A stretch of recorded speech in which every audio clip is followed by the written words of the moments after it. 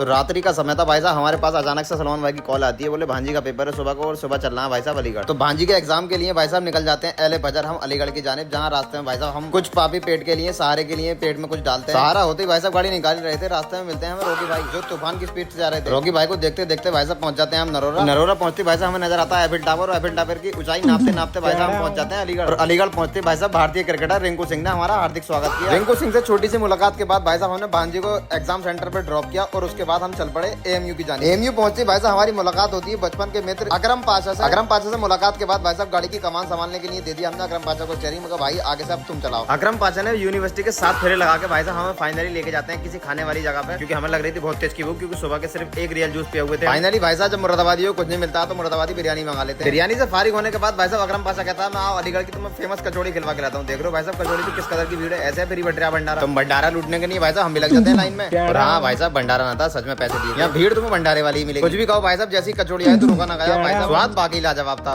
तो कभी भी भाई साहब अलीगढ़ जाना हो तो ये कचौड़ी जरूर खा गई। पता है इसका थोड़ा बहुत बता देता हूँ भाई साहब आपको, जब अलीगढ़ जाना हो तो सेंटर पॉइंट पहुंच जाना, वहीं पे कचौड़ी पे जहाँ सबसे ज्यादा भीड़ दिखाई देवे तुम्हें तो समझ जाना कि ये कचौड़ी। मिलते हैं नेक्स्ट व्लॉग में, तब तक के लिए अल्लाह हाफिज।